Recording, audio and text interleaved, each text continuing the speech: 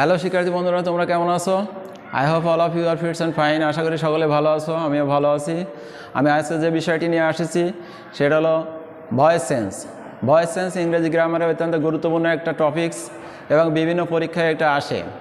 তা ভয়েস দুইভাবে আসে, একটা হচ্ছে অ্যাক্টিভ ভয়েস আর একটা প্যাসিভ ভয়েস। কখনো প্রশ্ন আসে অ্যাক্টিভ, কখনো আসে প্যাসিভ। এ কারণে আমাদের জানা উচিত বলতেই আমরা আগে যেভাবে প্রশ্ন আসতো যে ভয়েস কাকে বলে, কত প্রকার, কী কী, এই ধরনের প্রশ্ন তো এখন আসে না। এই কারণে আমাদের একটা বাক্য দেখে বুঝতে হবে যে এটা অ্যাক্টিভ না প্যাসিভ, এটা অ্যাক্টিভ না প্যাসিভ। তো আমরা আজকে যেভাবে শিখবো সেটা টেন্স ছাড়াই কিভাবে ভয়েস চেঞ্জ করা যায় সেটা আমরা শিখবো। তার আগে আমি একটু বলি যে অ্যাক্টিভ বাক্য আমরা কিভাবে চিনবো এবং প্যাসিভ বাক্য আমরা কিভাবে চিনবো। তো আমরা একটু সংখ্যায় যাই।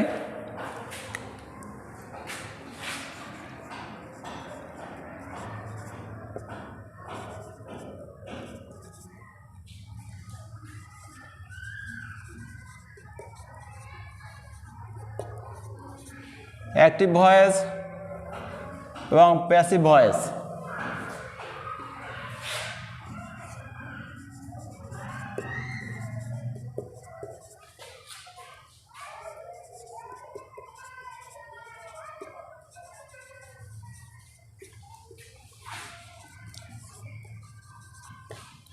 এখানে দেখো, এখানে দুটো বাক্য লিখেছি আমি, আই ইট রাইস, আমি ভাত খাই। এখানে লিখেছি rice is written by me. এখন টেন্স ছাড়াই আমরা কিভাবে বাক্য দেখে বুঝবো যে এটা অ্যাক্টিভ এবং এটা প্যাসিভ। তো দেখো, আমাদের একটা জিনিস মনে রাখতে হবে যে ভার্বের কাজ সাবজেক্ট যখন নিজেই করে, সাবজেক্ট কোথায় বসে আমরা ইংরেজি বাক্য সাধারণত জানি কি, সাবজেক্ট ভার্ব অবজেক্ট এভাবে বসে। তাহলে সাবজেক্ট সাধারণত প্রথমে বসে, তারপরে ভার্ব, তারপরে অবজেক্ট। তাহলে আমরা এখানে দেখছি কি, সাবজেক্ট আমি, তারপরে ইট, তারপরে রাইস। এখানে সাবজেক্ট আছে কি রাইস, তারপরে ইজ ইটেন, তারপরে অবজেক্ট মি। তাহলে আমাদের সাবজেক্ট ভার্বের কাজ যখন নিজেই করতে পারে বা করে তখন সেটা হচ্ছে অ্যাক্টিভ ভয়েস। কিন্তু সাবজেক্ট ভার্বের কাজ যখন নিজে করতে পারে না তখন সেটা হচ্ছে প্যাসিভ ভয়েস। আমাদের অন্যভাবে আমরা একটু দেখতে পারি যে সাবজেক্ট ভার্বকে কে দ্বারা প্রশ্ন করলে, ভার্বকে কে দ্বারা প্রশ্ন করলে যদি সাবজেক্ট পাওয়া যায় তবে সেটা অ্যাক্টিভ ভয়েস। আমরা এই ভার্ব খাই, কে খাই, আই ইট রাইস, এখানে ইট হচ্ছে খাওয়া, কে খাই, আমি। তাহলে কে দ্বারা ভার্বকে প্রশ্ন করলে যদি উত্তর পাওয়া যায় সেটা অ্যাক্টিভ ভয়েস। কিন্তু এখানে যদি বলি যে কে খায় রাইস, রাইস কি খায়, রাইস নিজে কি খায়, বরং রাইসকে খাওয়া হয় আমার দ্বারা। এই কারণে এখানে কে দ্বারা প্রশ্ন করলে উত্তর পাওয়া যাচ্ছে না, এই কারণে একটা প্যাসিভ ভয়েস। এটা অন্যভাবে আমরা বলতে পারি, কিভাবে বলতে পারি, যে ভার্বকে কি দ্বারা প্রশ্ন করলে যে উত্তর পাওয়া যায়, যদি সাবজেক্টকে পাওয়া যায়, ভার্বকে কি দ্বারা প্রশ্ন করলে যদি সাবজেক্টকে পাওয়া যায় তাহলে সেটা প্যাসিভ ভয়েস। ভার্বকে কি দ্বারা প্রশ্ন করলে যদি সাবজেক্টকে পাওয়া যায়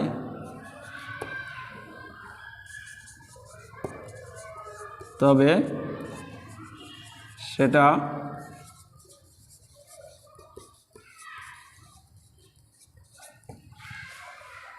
ভার্বকে কি দ্বারা প্রশ্ন করলে যদি সাবজেক্টকে পাওয়া যায়, সেই সাবজেক্টকে পাওয়া যায়, ভার্বকে কি দ্বারা, কি খায়, রাইস, তাহলে কি দ্বারা ভার্বকে প্রশ্ন করলে যদি এই সাবজেক্টকে পাওয়া যায় তাহলে সেটা প্যাসিভ বাক্য।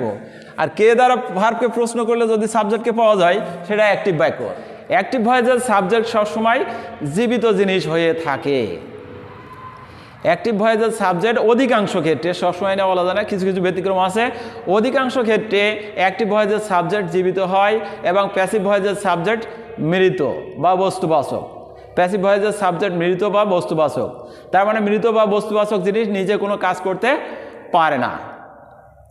কিছু কিছু ব্যতিক্রম আছে, সকল ক্ষেত্রে প্রায় প্যাসিভ ভয়েসের সাবজেক্ট মৃত বা বস্তুবাচক জিনিস হয়ে থাকে। তাহলে এটা আমাদের মনে রাখতে হবে। তাহলে আমরা কি বললাম, অ্যাক্টিভ এবং প্যাসিভ বাক্য আমরা সাবজেক্ট দেখে বুঝবো যে অ্যাক্টিভ বাক্য না প্যাসিভ বাক্য। তাহলে সাবজেক্ট যখন কাজ করতে পারে, ভার্বের কাজ, বা সাবজেক্ট যখন প্রাণীবাচক হয় তখন সেটা অ্যাক্টিভ ভয়েস, এবং সাবজেক্ট যখন বস্তুবাচক হয় বা ভার্বের কাজ সাবজেক্ট যখন না করতে পারে তখন সেটা প্যাসিভ ভয়েস। তাহলে আমরা এটা থেকে ক্লিয়ার হলাম যে প্যাসিভ ভয়েস কেমন এবং অ্যাক্টিভ ভয়েস কেমন। তো এখন আমরা আসবো যে টেন্স ছাড়া কিভাবে অ্যাক্টিভ ভয়েসকে প্যাসিভ করা যায়। আমরা আগে জেনে এসেছি যে টেন্স অত্যন্ত গুরুত্বপূর্ণ একটা বিষয় ইংরেজি গ্রামারের। প্রত্যেকটা ক্ষেত্রে টেন্স লাগে, কিন্তু আমরা একটু টেকনিক্যালভাবে আমরা ভয়েস চেঞ্জ শেখবো টেন্স ছাড়াই। কী কারণে, যে টেন্স যদিও লাগে, টেন্সের বাইরে কিছু নাই, কিন্তু টেন্স লাগে, কিন্তু একটু টেকনিক্যালভাবে একটু অন্যরকমভাবে যদি আমরা একটা জিনিস শিখি, একটু অন্যরকমভাবে যদি আমরা একটা জিনিস শিখি তাহলে সেই জিনিসটা একটু ব্যতিক্রম মনে হবে এবং সেই জিনিসটা শিখতেও একটু আগ্রহ জাগবে। এ কারণে আমি এই পার্টটা টেন্স বাদেই একটু অন্যভাবে শেখানোর চেষ্টা করছি। তো আশা করি তোমরা সাথেই থাকবে।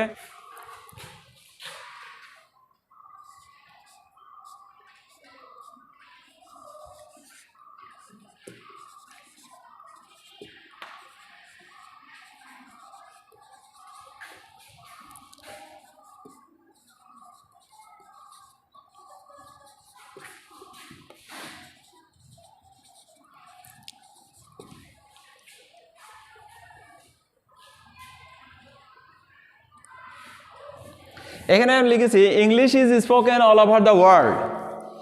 ইংলিশ এখানে কি জীবিত না মৃত? ইংলিশ নিজে ভার্বের কাজ করতে পারে না পারে না? ইংলিশ নিজে ভার্বের কাজ করতে পারে না এবং ইংলিশ মৃত। ইংলিশ কোনো প্রাণী নয়, এই কারণে বাক্যটা passive. English is spoken all over the world, কিন্তু বাক্যটা যদি এমনভাবে লেখা হয়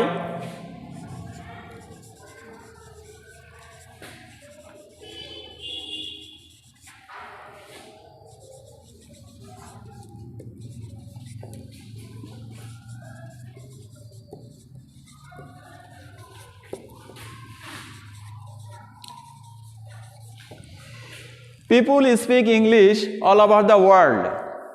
People speak English all over the world. এখানে people ভার্বের কাজ নিজে করতে পারে এবং এটা একটা প্রাণী বাচক সাবজেক্ট, এ কারণে এটা অ্যাক্টিভ বাক্য, অ্যাক্টিভ ভয়েস।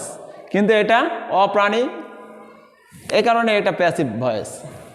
তাহলে আমরা অ্যাক্টিভ ভয়েস এবং প্যাসিভ ভয়েস দেখলাম। আরও দু একটা উদাহরণ আমরা দেখি।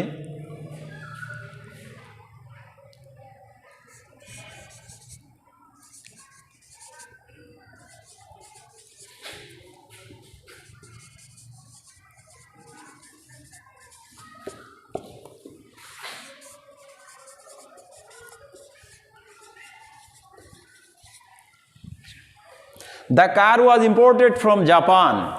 The car was imported from Japan.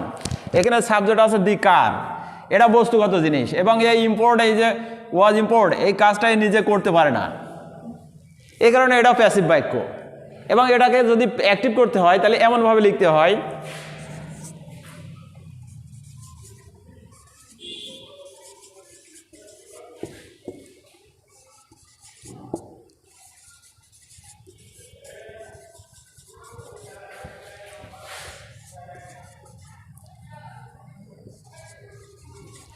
এটা আমি লিখলাম I imported the car from Japan. I imported the car from Japan. আমি জাপান থেকে কারটা ইম্পোর্ট করেছিলাম বা আমদানি করেছিলাম। এখানে আমি প্রাণী, আমি প্রাণী এবং আমি এই কাজটা নিজে করতে পারি, আমার দ্বারা এই কাজটা করা সম্ভব, এ কারণে এটা অ্যাক্টিভ বাক্য, এটা অ্যাক্টিভ ভয়েস। যেমন আরও লিখি,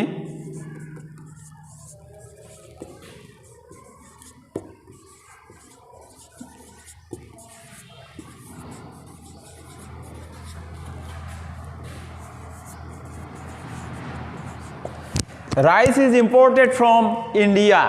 rice is imported from India. এখানে রাইস বস্তুবাচক জিনিস, ভার্বের কাজ রাইস নিজে করতে পারে না। এ থেকে বোঝা আছে বস্তুবাচক জিনিস বা প্রাণীবাদের যে কোনো জিনিস যখন সাবজেক্টের জায়গায় বসে বা সাবজেক্টের আকার ধারণ করে তখন সেটা প্যাসিভ বাক্য হয়, সেটা প্যাসিভ ভয়েস হয়, সেটা অ্যাক্টিভ ভয়েস হতে পারে না। কিন্তু যখন প্রাণীবাচক জিনিস সাবজেক্টের জায়গায় বসে বা সাবজেক্টের রূপ ধারণ করে বা বাক্যের প্রথমে বসে তখন সেটা অ্যাক্টিভ ভয়েস হয়। যেমন দ্য গভর্নমেন্ট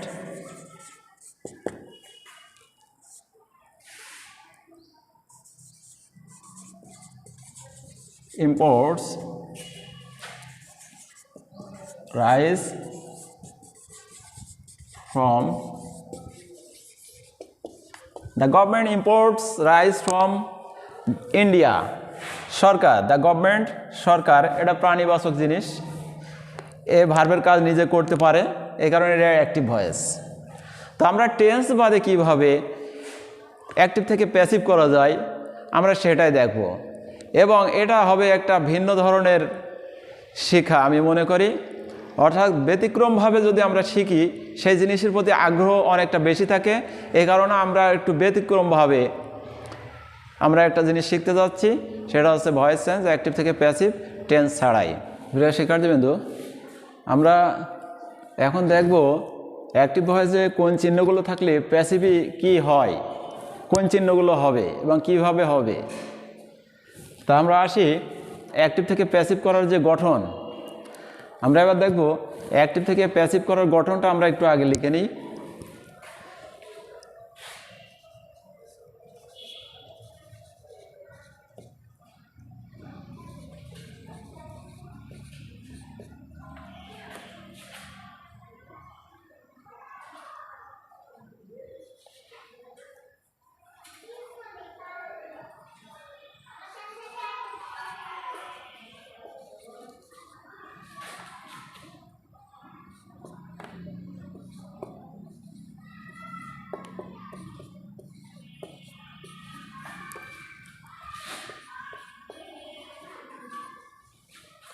হ্যাঁ, ওতে অবজেক্টকে সাবজেক্ট, অর্থাৎ অ্যাক্টিভির অবজেক্ট প্যাসিভির সাবজেক্ট হবে, অ্যাক্টিভির অবজেক্ট প্যাসিভির সাবজেক্ট হবে, তারপরে বিভাব, তারপরে ভার্বের পাস্ট পার্টিসিপল, প্রিপোজিশন বাই, তারপরে অ্যাক্টিভির সাবজেক্ট প্যাসিভির অবজেক্ট হবে।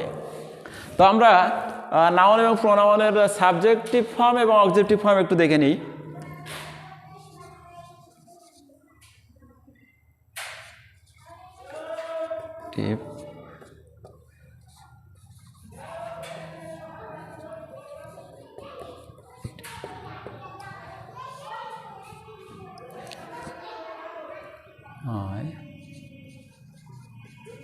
আমি, me,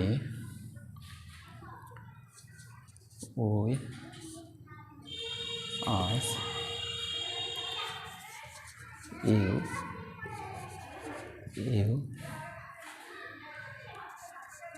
he, him, she, her,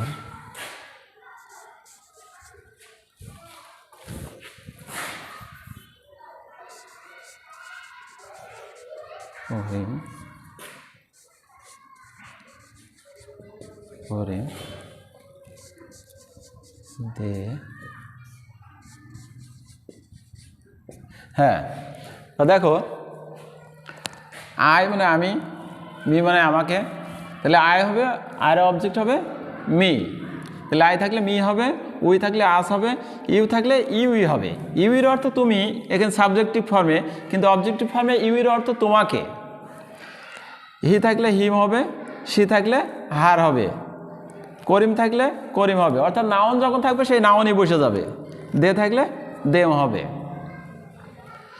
তো আমরা এবার দেখি যে অ্যাক্টিভ ভয়েসে যদি ভার্ব ওয়ান থাকে, ভার্ব ওয়ান মানে প্রেজেন্ট ইনডিফিনিট টেন্স, আমরা এটা টেন্স আমাদের মাথায় রাখারই দরকার নেই। ভার্ব ওয়ান এটা আমাদের মাথায় রাখতে হবে, ভার্ব টু এটা আমাদের মাথায় রাখতে হবে। অর্থাৎ ভার্বটা আমাদের চিনতে হবে যে ভার্ব ওয়ান থাকলে, অ্যাক্টিভ ভার্ব ওয়ান থাকলে প্যাসিভ করার সময় বি ভার্ব বসবে কি, এম, ইজ, আর, তারপরে ভার্বের পাস্ট পার্টিসিপল, V3 মানে ভার্বের পাস্ট পার্টিসিপল। তাহলে আমরা কি দেখলাম যে অ্যাক্টিভ বাক্যে যখন ভার্ব ওয়ান থাকবে প্যাসিভ করার সময় বি ভার্ব বসবে এম, ইজ, আর, এম অথবা ইজ অথবা আর, তারপরে ভার্ব 3 মানে ভার্বের পাস্ট পার্টিসিপল। আর আমরা এই যে অবজেক্টকে সাবজেক্ট, প্রিপোজিশন বাই এবং সাবজেক্টকে অবজেক্ট, এটা তো প্রত্যেকেই থাকবেই, প্রত্যেকটা বাক্যেই থাকবে। অ্যাক্টিভ থেকে প্যাসিভ করার সময় সবসময় এই নিয়মটা থাকবেই,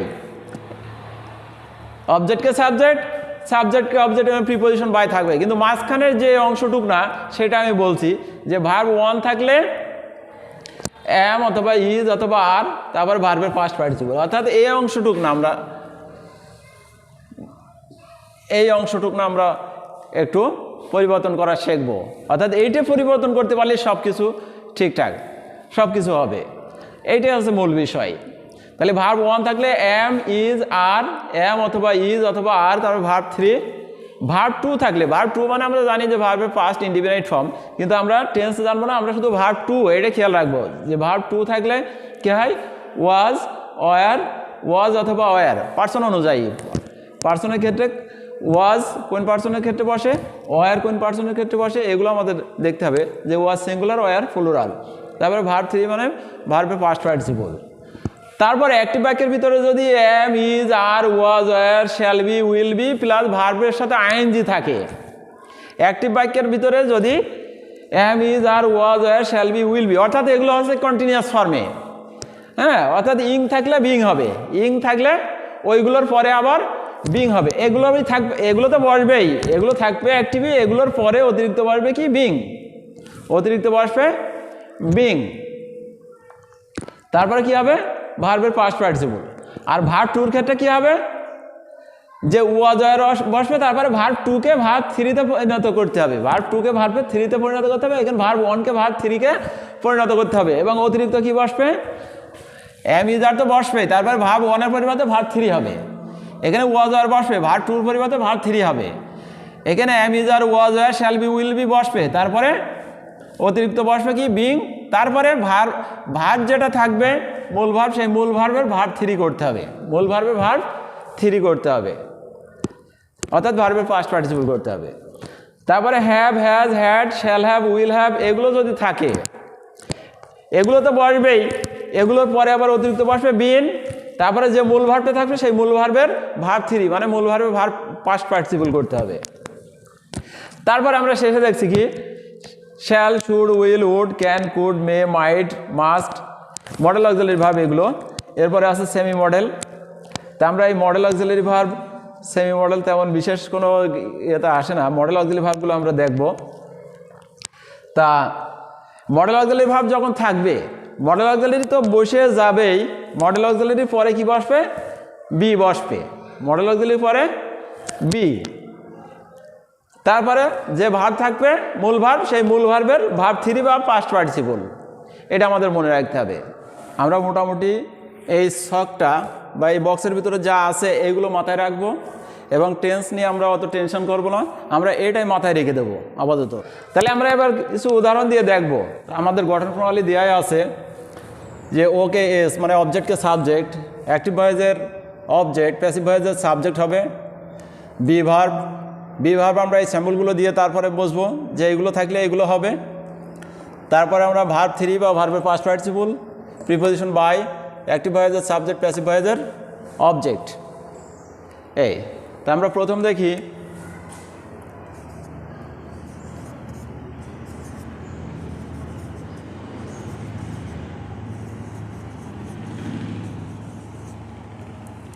এখানে আমরা দেখছি যে মীরা কলস মি, এখানে আছে ভার্ব 1। তাহলে ভার্ব 1 থাকলে আমরা কি দেখেছি, ভার্ব 1 থাকলে আমাদের কি করতে হবে, অ্যাক্টিভ ভয়েসের অবজেক্ট, প্যাসিভ ভয়েসের সাবজেক্ট হবে। তাহলে আমরা অবজেক্টকে আমরা সাবজেক্ট করলাম, মিকে সাবজেক্ট করলে আই হলো। এবার বসাতে হবে আমরা ভার্ব 1 হলে এম অথবা ইজ অথবা আর, তাহলে এখানে বসবে কি আয়ের পরে এম। তারপরে আছে কি ভার্ব 3, ভার্ব 3 মানে এই মূল ভার্বের ভার্ব 3, মূল ভার্ব কল আছে, ভার্ব 3 করলে হবে কল্ড। প্রিপজিশন বাই, অ্যাক্টিভ ভয়েসের সাবজেক্ট, প্যাসিভ ভয়েসের অবজেক্ট, সাবজেক্টকে অবজেক্ট করতে হবে। তাহলে মীরা আছে নাউন, মীরাকে অবজেক্ট করলে মীরাই হবে। তাহলে I am called by Meera, তার মানে কোনো নাউনকে সাবজেক্ট থেকে অবজেক্ট করলে সেই নাউনই থেকে যায়। এবার আমরা লিখতে পারি 2 নম্বর,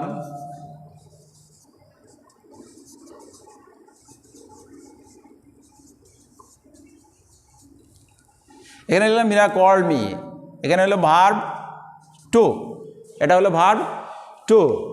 তাহলে ভার্ব 2 যখন থাকবে তখন নিয়মটা কি, অবজেক্টকে আমরা আগে সাবজেক্ট করে নিলাম, তারপরে বিভাব কি বসবে ওয়াজ অথবা ওয়ার, তারপরে ভার্ব 3। তাহলে আয়ের পরে কি বসে, আয়ের পরে ওয়াজ।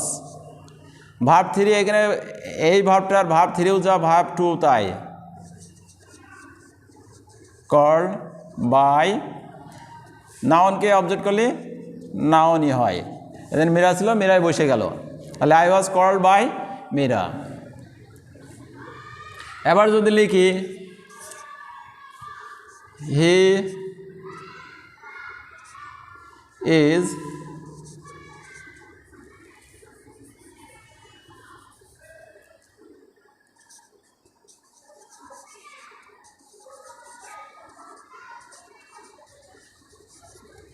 হি ইজ সিঙ্গিং এ সং, তাহলে এটা কি আছে, এখানে আমরা দেখছি am is are was were shall be will be, এরপরে ভার্বের সাথে আইএনজি।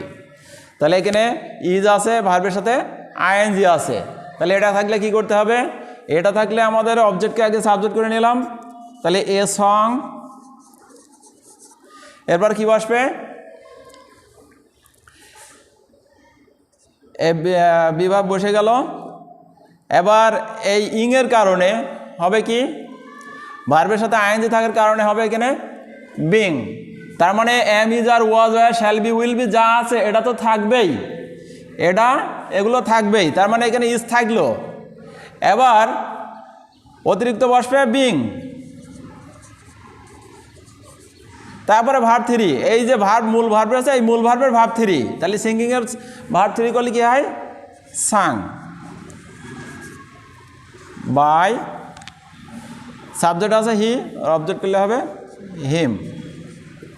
তাহলে a song is being sang by him. তাহলে এটা হলো কি am is are was were shall be will be plus verb ING থাকলে, তাহলে এখানে আছে ইজ ভার্ব আইএনজি আছে, তাহলে এটা থাকলে কি হয় এইগুলো বসে যাবে, অতিরিক্ত বিং বসবে, তারপরে ভার্ব 3, তারপর প্রিপোজিশন বাই, তারপরে সাবজেক্টকে অবজেক্ট। এবার আমরা দেখি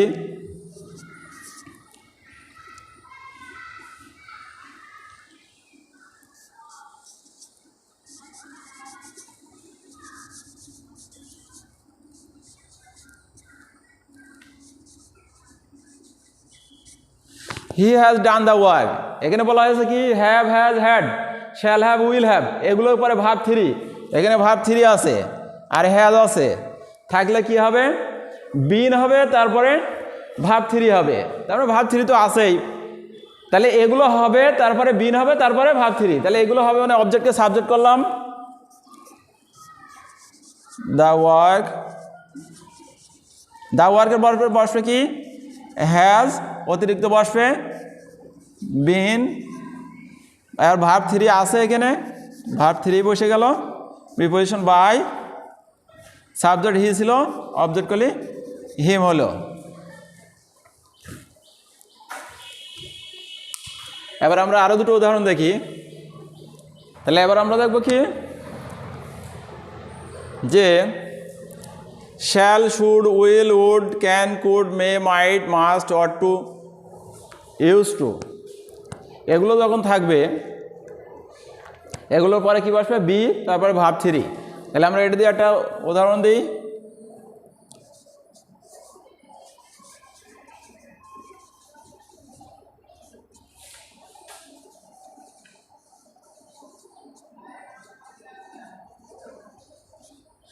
you must do the work. এখানে মাস্ট আছে modal auxiliary verb. Modal auxiliary verb যখন থাকবে, এই মডেলগুলো যখন থাকবে তখন কি ওই মডেলগুলোই বসে যাবে। তাহলে আগে অবজেক্টকে আমরা সাবজেক্ট করে নিই, দি ওয়ার্ক, তারপরে মডেল বসে গেল, মডেলের পরে অতিরিক্ত কি বসবে? বি, তারপরে ভার্ব 3। ভার্ব আছে ডু, ওর ভার্ব 3 করতে হবে। তাহলে ডান হয়ে গেল। প্রিপোজিশন বাই, সাবজেক্ট ইউ আছে, ওর অবজেক্ট করলে ইউই হয়। তাহলে the work must be done by you. তাহলে প্রিয় শিক্ষার্থীবৃন্দ, আমরা দেখলাম কি যে অ্যাক্টিভ ভয়েসের ভিতরে যে চিহ্নগুলো আছে, অর্থাৎ ভার্ব 1 থাকলে কি হয়, শুধু আমরা ভার্বের পরিবর্তনটুকু আমরা দেখবো, মাঝখানে ভার্বের পরিবর্তন, আর এদিকে অবজেক্টকে সাবজেক্ট এবং সাবজেক্টকে অবজেক্ট, প্রিপোজিশন বাই, এটা তো প্রত্যেকটাই হবেই। আমরা শুধু মাঝখানে টুকু দেখছি যে আমরা যদি ভার্ব 1 দেখি তাহলে কি করবো? এম, ইজ, আর এর যে কোনো একটি প্লাস ভার্ব 3। ভার্ব 2 যদি দেখি ওয়াজ, ওয়ার এর যে কোনো একটি পার্সন অনুযায়ী, যে কোনো একটি বলতে পার্সন অনুযায়ী, যে পার্সনের সাথে যেটা বসে, প্লাস ভার্ব 3। যদি am, is, are, was, were, shall be, will be plus verb ING থাকে তাহলে ওটা বসবে ওর সাথে বিং প্লাস ভার্ব 3। এবার যদি থাকে have, has, had, shall have, will have plus verb 3 যদি থাকে, এগুলো বসবে এর সাথে বিন প্লাস ভার্ব 3। এবার যদি মডেল অক্সিলারি ভার্ব বসে, মডেল অক্সিলারি বসবে ওর পরে বি প্লাস ভার্ব 3।